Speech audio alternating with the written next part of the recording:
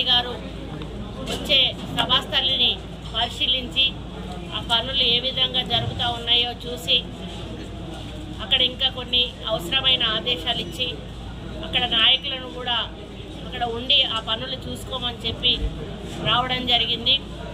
మరి ఇక్కడ MP candidate గారు ఈరోజు దుబ్బాక నియోజకవర్గంలో ప్రచార కార్యక్రమం నిర్వహిస్తున్న సందర్భంలో మరి ఏఐసిసి ఇన్ఛార్జ్ గారు నేను కూడా మధు గారితో కలిసి కార్యక్రమాల్లో పాల్గొనడానికి ఇక్కడికి రావడం జరిగింది.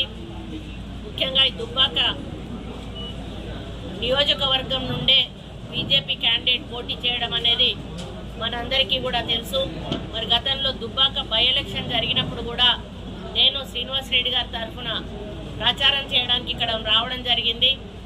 ఆ రోజు బీజేపీ క్యాండిడేట్ చాలా ప్రమాణాలు చేసి చాలా వాగ్దానాలు చేసి కేంద్రం నుంచి మరి ఈ నిధులు తెస్తా ఆ నిధులు తెస్తా, కేంద్ర ప్రభుత్వం మాది ఉంది కాబట్టి దుబ్బాకనంతా కూడా మరి పెద్ద డెవలప్మెంట్ చేసి మీ అందరికీ కూడా మంచి పరిపాలన అందిస్తా అని చెప్పి ఆ రోజు ఓట్లు వేసుకోవడం జరిగింది. నేను ఈ వేదిక మీద నుంచి రఘునందన్ రావు గారిని ఒక్కటే ప్రశ్నిస్తా ఉన్నా, బై ఎలక్షన్లలో గెలిచిన తర్వాత కేంద్రం నుంచి తీసుకొచ్చిన ఒక్క జీవో అన్న దయచేసి ప్రజలకు చూపెట్టి ఓట్లు అడిగితే బాగుంటుందని నా అభిప్రాయం. మరి ఈరోజు ఇన్ఛార్జ్గా ఉన్న శ్రీనివాస్ రెడ్డి గారు అధికారంలో లేకపోయినా కూడా ఇప్పటికే మొన్నటి నుంచి ఒక 5 నెలలు కూడా అలాగాలే మేము పరిపాలన తీసుకొని ఎన్ని కోట్లు శాంక్షన్ 40 కోట్ల రూపాయల నిధులు శాంక్షన్ చేసి ఈరోజు దుబ్బాకను అభివృద్ధి పదంలో నడిపిస్తూ ఉన్నాడు. మరి మాటలు చెప్పే నాయకులు కావాలా, పనులు చేసే నాయకులు కావాలా? ఒకసారి ఆలోచించండి. ఒక ఇన్ఛార్జ్గా ఉన్న నాయకుడే 40 కోట్లు తెచ్చాడు అంటే రేపు ఎంపీ క్యాండిడేట్గా నీలం మధు గారిని గెలిపిస్తే కేంద్రం నుంచి మరి ఇండియా కూటమి తప్పకుండా గెలుస్తుంది. మరి అక్కడి నుంచి ఇంకా నిధులు తీసుకొచ్చి మేము ముందుకెళ్ళే అవకాశం ఉందని కూడా ఈ సందర్భంగా విజ్ఞప్తి చేస్తూ ఉన్నాను.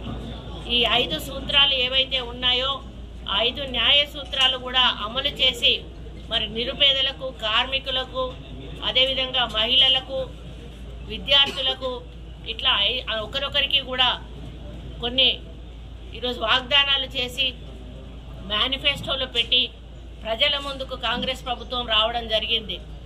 స్టేట్ గవర్నమెంట్ ఎలక్షన్స్ ముందు కూడా 6 గ్యారంటీలను పెట్టి మేము 5 గ్యారంటీలను అమలు చేసి గర్వంగా ఈరోజు తలెత్తుకొని ఓటర్ల దగ్గరికి వెళ్ళి ఓట్లు అడుగుతూ ఉన్నాం, మేము గ్యారంటీలు అమలు చేశామని. రేపు కూడా కేంద్రం ఇచ్చే గ్యారంటీలు అన్నిటిని కూడా అమలు చేసి ఇక్కడ కేంద్రంలో ఇందిరమ్మ రాజ్యం తీసుకొస్తామని గర్వంగా చెప్తా ఉన్నాం. ఇండ్లు కూడా ఆ రోజు ఇందిరమ్మ కట్టించిన తర్వాత మళ్ళీ రాజశేఖర్ రెడ్డి గారు కట్టించారు. కానీ టీఆర్ఎస్ ప్రభుత్వం తెలంగాణ కాంగ్రెస్ పార్టీ ఇచ్చినా కూడా తెలంగాణ ప్రజలకు ఎటువంటి న్యాయం చేయకపోగా కుటుంబ పాలన చేసి ఈరోజు తెలంగాణను లూటీ చేసి అప్పుల ఊబిలో పెట్టి మరి వాళ్ళు మాత్రం కోట్లు దండుకొని ఆ కోట్లు ఈరోజు ఖర్చు పెట్టి ఎంపీలను గెలిపించుకొని జైల్లో పడ్డ బిడ్డను కాపాడుకునే ప్రయత్నం చేస్తూ ఉన్నారు. వాళ్ళ పార్టీ వాళ్ళందరినీ కూడా బీజేపీ తొత్తులుగా మారుస్తూ ఉన్నారు. కాబట్టి దీన్ని ప్రజలందరూ కూడా గమనించాల్సిన అవసరం ఉంది. ఈరోజు కవితను విడుదల చేసుకోవడానికి కేసీఆర్ ఒక నాటకం ఆడుతూ ఉన్నాడు.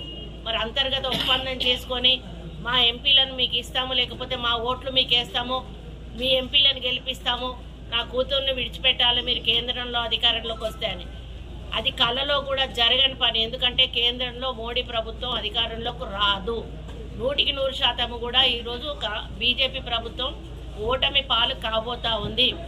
మరి రాముడి పేరు చెప్పుకొని ఓట్లు దండుకుందామని ప్రయత్నం చేస్తే అది కూడా రివర్స్ అయిపోయింది ఈరోజు మోడీకి. ఆ రాముడిని కానీ ఒక రాముడు కాకుండా సీతా సమేత లక్ష్మణ రాముడిని ప్రతిష్ఠించి ఉంటే ఈరోజు మోడీని హర్షించే వాళ్ళు ప్రజలు.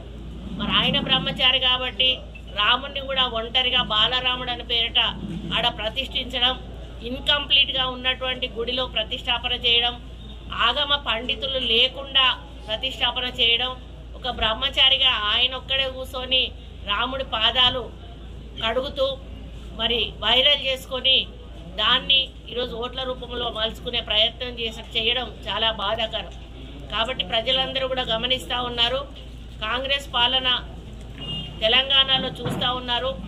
ఇక్కడ మాత్రం 100కు 100% ప్రజలు మళ్ళీ ఎంపీలు కూడా కాంగ్రెస్ ఎంపీలు గెలవాలి, కేంద్రంలో కాంగ్రెస్ పార్టీ రావాలి అని కోరుకుంటా ఉన్నారు. ముఖ్యంగా మెదక్ నుంచి ఇందిరమ్మ పోటీ చేసి ఇక్కడి నుంచి ప్రధానమంత్రి అయినటువంటి నియోజకవర్గం ఇది.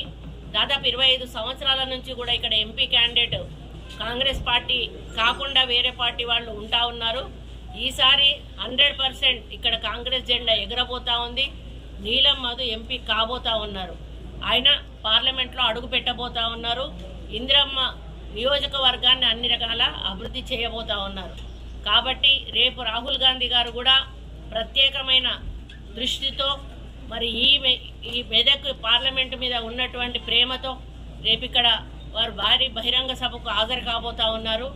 దానికి ముఖ్య నాయకులు కార్యకర్తలందరూ కూడా పెద్ద ఎత్తున ప్రజలను తరలించి రాహుల్ గాంధీ గారి మీటింగ్ను సక్సెస్ చేసి మరి నీలం మధు గెలుపు కోసం మీరందరూ కూడా కృషి చేయాలని కోరుకుంటూ మరి రాహుల్ గాంధీ గారి సభ ముఖ్యంగా అందరూ ఒక మరి పట్టుదలతో కృషితో పట్టుదలతో ప్రజలను తీసుకొచ్చి సక్సెస్ చేయాలని కోరుకుంటూ నీలం మధు గారికి కూడా చెప్తా ఉన్నాను. రేపటి సభను మరి వారు బాగా భారీ ఎత్తున ఇన్ఛార్జీలైనటువంటి శ్రీనివాస్ రెడ్డి గారు కూడా ఇక్కడ ఉన్న పెద్ద నాయకులందరూ కూడా మరి పెద్ద ఎత్తున ప్రజలను తరలించి ఆ యొక్క సభను విజయవంతం చేయాలని కోరుకుంటూ మరి రఘునందన్ రావు గారిని మళ్ళీ ఒకటి అడుగుతా ఉన్నాను.